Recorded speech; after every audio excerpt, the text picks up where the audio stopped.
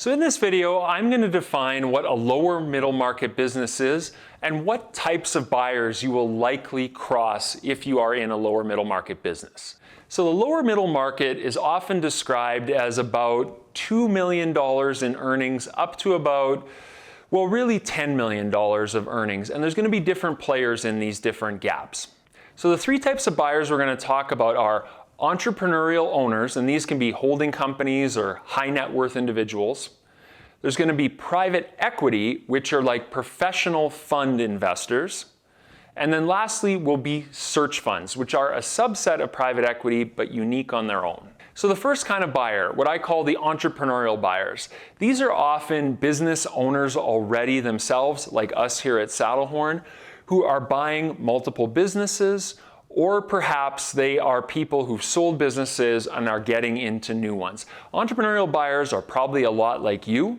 They're used to being operators. They'll understand finance, but they may not necessarily see themselves as financial people. Now, the big benefits of an entrepreneurial buyer are, you know there's going to be a smooth transition in your business. And what I mean by that is these people know how to manage employees, they know how to grow sales, they often buy businesses that align with their strengths, and they have a plan for it when they step in. So these are very trustworthy buyers where you know you can leave your business in a good place because it's going to be a hands-on kind of buyer. Now, something that's interesting about holding companies or entrepreneurial buyers is that sometimes they like to hang on to businesses for a really long time. If the debt is paid off and it's cash flowing well, this may be a really great investment if the business is in the right industry. So if that's important to you, to have that continuity and a long-term perspective in running the business, you may look for a holdco or entrepreneurial type of buyer.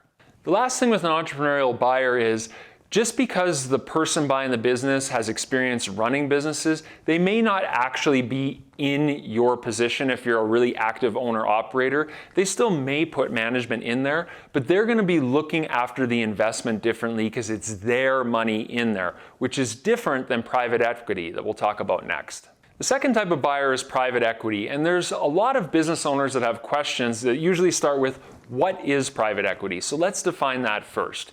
Now, private equity is simply money that's going out and buying businesses that are not publicly traded. So that could be businesses that are doing $1 million a year in earnings, up to businesses that are doing hundreds of millions a year in earnings or even more. Private equity buyers are becoming a lot more predominant in the lower middle market. They used to exist more with really big businesses.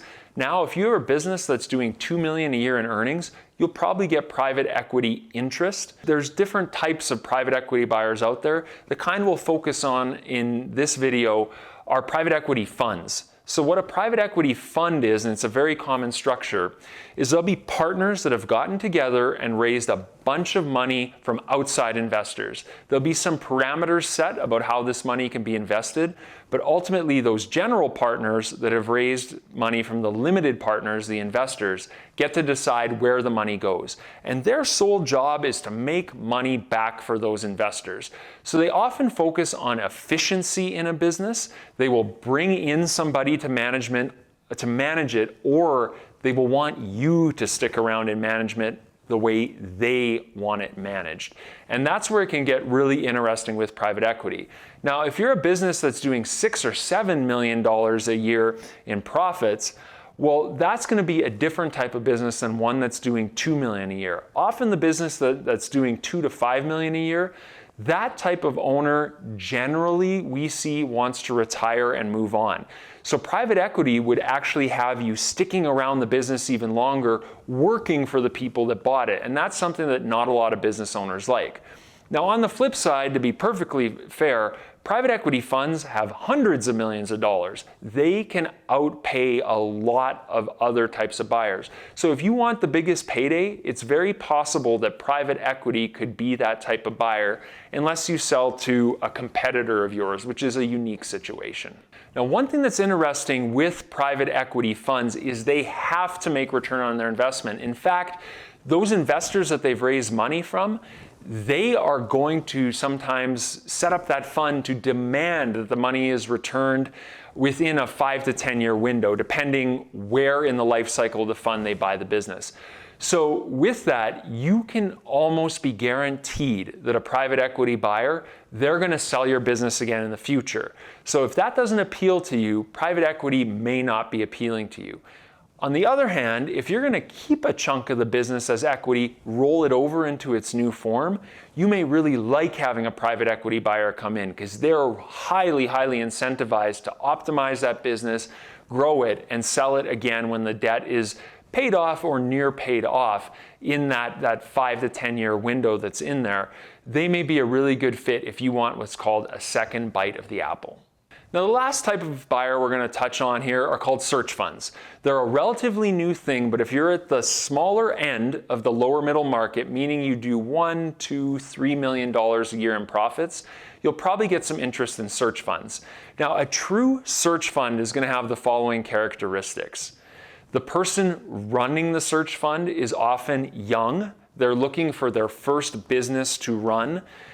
Stereotypically, they come from a fancy school with an MBA, but where they really fit in and where it can really be good for a seller is if you're the type of owner who is key to your business, getting you out of there is going to be difficult. If not only you need to replace your salary, which can sometimes tip the payments on the loan upside down, but also it needs to be hands-on. Like a private equity buyer can't come in there because you're doing the sales, you're doing the scheduling of the shift, and you're ordering materials. If you're really that involved, that's where a young, hungry person can come in and fill that gap. And they do have this special place, the search funds, where they can fill that other types of buyers can't. If you have a financial buyer, they're not going to come in and run that business day to day. That's what a search fund is.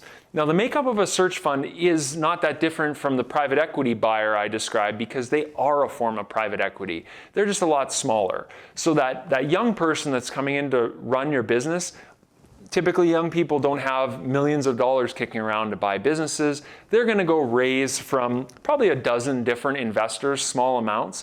And those investors as a pool will ultimately own the business, and they'll give a chunk of the pie to the person that's running it in the long run.